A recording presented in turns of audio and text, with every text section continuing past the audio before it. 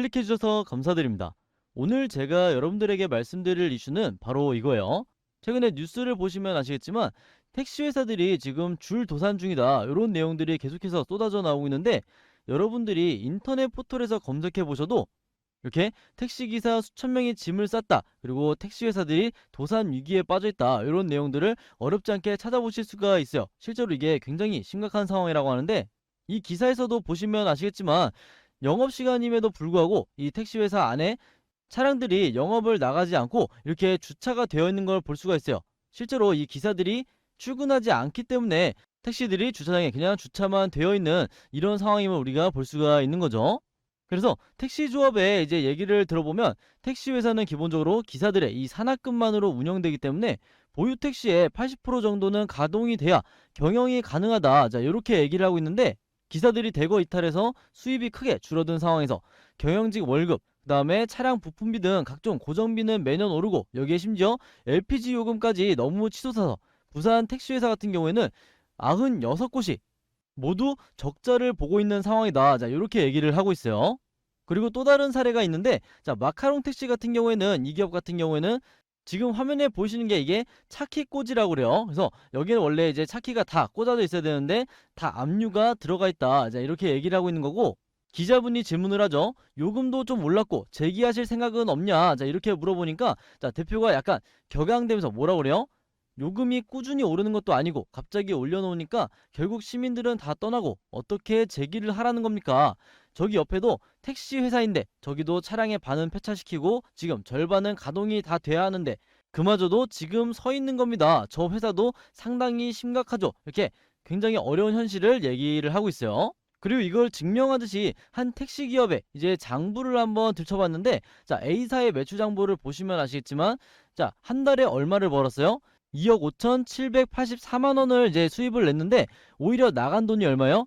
급여라든지 연료비, 할부금, 임차료, 자 이런 것들을 더하니까 오히려 얼마가 나갔다? 지출이 3억 412만 원이 나갔다는 거예요. 그래서 보신 것처럼 요금 인상 첫 달부터 적자가 4,628만 원이 발생을 했다는 거예요. 그리고 이 회사의 대표가 뭐라고 얘기하고 있어요?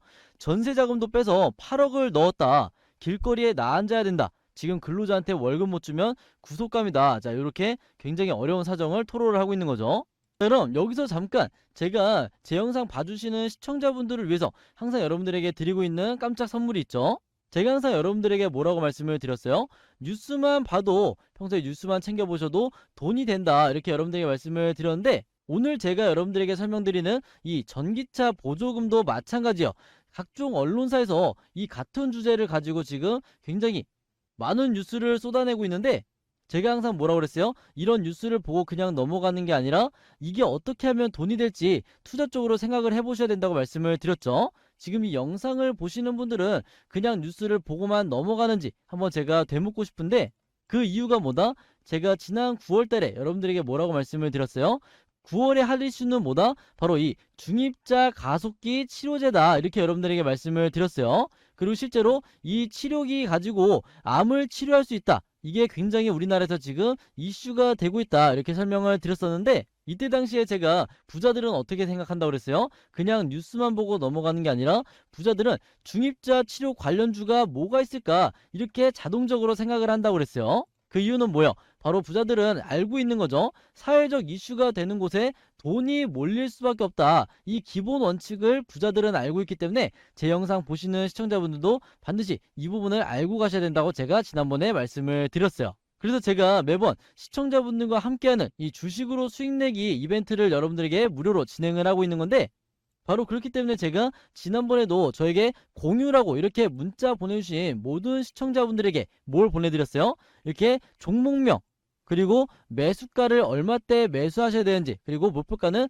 어느 정도 달성하면 매도해야 되는지, 이 부분을 제가 무료 추천 급등주 문자를 보내드렸었죠. 그 이유는 뭐예요? 당연히 앞에서 설명드린 이 중입자 치료기 대장주 가능성이 있기 때문에 이 종목을 제가 여러분들에게 문자로 보내드렸다, 이렇게 말씀을 드렸고, 실제로 제가 추천드렸을 때가 바로 이날이었어요. 9월 11일 날 월요일 날 제가 추천을 드렸었는데, 제가 추천드리고 나서 한 달도 아니고 단 보름 만에 지금 보시면 어떻게 됐어요? 주가가 거의 3배 이상 엄청나게 급등이 나와줬죠. 그래서 이때 당시에 제 영상을 보고 저에게 문자 받고 나서 수익 내신 모든 시청자분들 다시 한번 축하드린다고 말씀을 드리겠고, 이번에도 마찬가지로 같은 이제 수익 내는 연습을 우리가 같이 한번 해볼 건데, 최근에 가장 이슈가 되고 있는 게 뭐예요? 바로 정부에서 추진하고 있는 이 전기차 보조금, 이 이슈가 지금 우리나라에서 가장 뜨거운 이제 화제가 되고 있죠. 그 말은 뭐예요? 우리나라도 다른 선진국과 같이 앞으로도 정책적으로 계속해서 이 전기차 판매를 독려할 수밖에 없다. 즉, 환경오염을 최소화하기 위해서 이 전기차 판매는 국가 정책 사업으로 계속해서 나갈 수밖에 없다는 거예요. 그리고 여기에 더해서 당연히 전기차 판매량이 늘기 전에 전기차 충전소 관련 인프라도 먼저 늘리는 이런 시도를 할 수밖에 없는 거다. 이렇게 제가 누누이 말씀을 드리겠고, 바로 그렇기 때문에 제가 이번에도 여러분들에게 뭘 보내드릴 거냐면, 바로 이 전기차 충전소 인프라 관련된 이 종목을 여러분들에게 보내드릴 거예요. 자, 그래서 언제나 그랬듯이 상단에 여기 제 번호 항상 오픈해 놓고 있죠. 제 번호 010-5816-4556으로 이번에는 전기차라고만 이렇게 간단하게 저에게 문자 보내주시면 제가 여러분들에게 이 전기차 관련주 한 종목을 문자로 알려드릴 건데, 방법은 지난번과 똑같아요. 지난번에는 제가 공유라고 이렇게 문자 주신 분들에게 이 모비스라는 종목을 드렸었는데, 중입자 치료 대장주 가능성이 높다 하면서 보내드렸었는데, 이번에는 제가 전기차라고 문자 보내주시면 전기차 충전소 관련주 한 종목을 여러분들에게 보내드릴 거예요. 그래서 상단에 제 번호 010-5816-4556으로 간단하게 전기차라고만 이렇게 문자 보내주시면 된다. 이렇게 다시 한번 말씀을 드리겠고, 이번에도 제가 추천드리는 종목으로 수익 내신 분들은 제 영상으로 돌아오셔서 좋아요와 구독만 눌러주시면 되겠다. 이렇게 말씀을 드리겠습니다. 그리고 혹시라도 내가 주식을 하지 않더라도 이 종목 문자로 받아보셔서 주변에 주식하시는 분들에게 추천해 주셔도 되는 거고요. 연령대가 약간 높으신 분들은 자제분들에게 이 종목 한번 사서 투자해봐라, 수익을 내봐라, 이렇게 추천을 해주실 수도 있는 거겠죠. 자, 그럼 여기서 우리가 궁금한 게 과연 택시업계의 요구사항이 뭐냐, 이걸 우리가 한번 봐야 될 텐데, 자, 여기서 뭐라고 얘기하고 있어요? 제가 명확하게 말씀드릴게요. 택시는 대중교통이 아닙니다. 대중교통이면 걸맞는 수준을 버스처럼 지원해 달라는 거죠. 자, 그게 아니라면 요금 규제라든지 이런 건 대폭 완화해줘야 된다는 거예요. 그러면서 물가에 연동해서 그때마다 현실화가 될 수 있게, 그러면 어느 정도의 소비자들의 거부감도 없어질 거고, 자, 이렇게 인터뷰를 하고 있는데, 자, 이게 무슨 의미냐? 물가가 오르는 거에 맞춰서 차츰차츰 이제 요금을 인상을 해야 되는데, 갑자기 너무 급격하게 요금 인상이 이제 시행되다 보니까 소비자들이 이 택시 업계에 대한, 그리고 이 택시 서비스에 대한 거부감이 없어질 거다. 이제 이렇게 얘기를 하고 있는 거죠. 자, 그럼 당연히 우리가 이 시민들의 반응도 한번 살펴봐야 될 텐데, 아마 영상을 보시는 분들도 같은 심정이시지 않을까 이렇게 생각을 하는데, 자, 어떤 분이 뭐라고 답변을 해요? 택시를 왜 안 타냐 이렇게 물어보니까, 요금이 갑자기 올랐죠. 조금씩도 아니고 40% 정도 갑자기 오르면 부담이 된다는 거예요.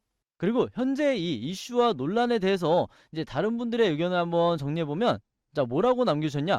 오르면 사람들이 잘 안 탈 거라는, 가격을 얘기하는 거 있죠. 가격이 오르면 사람들이 잘 안 탈 거라는 생각을 못 했다는 게 진짜 대단한 것 같다. 기적의 지능. 아마 정부를 비판하는 이런 의견을 남겨주신 것 같은데, 이 부분은 저도 굉장히 공감하는 바이다. 이렇게 말씀을 드리겠고, 자, 그 다음에 택시기사들은 택시 요금을 인상 시위가 아니라 택시 조합과의 분배 시위를 했어야 했다. 이렇게 생각한다는 거예요. 그 다음에 다른 건 몰라도 요금 인상 시 항상 서비스 개선을 말하더니 단 한 번도 개선된 점을 느낄 수가 없었다. 이렇게 서비스 관련해서 의견 남겨주신 분도 있었고, 그리고 마지막으로 이번 요금 인상 문제도 있었겠지만 그동안 업계 스스로 자정하며 좋은 시스템을 마련하지 못한 것에 대한 자연스러운 결과가 아닐까 생각한다. 이렇게 택시 업계를 꼬집는 이런 의견도 남겨주셨어요. 자, 그래서 어쨌든 이 부분에 대해서 정부 당국이 앞으로 이제 대책을 내놔야 될 텐데, 최근에 이제 어떤 이슈가 있었냐? 국회에서 한덕수 국무총리에게 요즘 택시비가 얼마인지 아시냐? 자, 이렇게 이제 국회의원이 질문을 하니까 한덕수 국무총리가 뭐라고 답변했어요? 택시비 1,000원 정도 하지 않냐? 자, 이렇게 답변을 했다는 거예요. 그래서 이게 현실과 굉장히 동떨어져 있구나. 자, 우리가 이렇게 생각을 했는데, 이 1,000원이라는 금액은 1994년도에 이때 당시에 서울시 택시 기본요금이라고 해요. 물론 이제 추후 질의에서 다시 정정을 했죠. 기본요금이 아닌 인상폭으로 물어본 줄 알았다. 자, 이렇게 착각을 했다. 이렇게 답변을 하긴 했지만 굉장히 씁쓸한 현실이 아닌가 이제 이렇게 생각이 들고, 그래서 오늘의 한마디는 뭐다?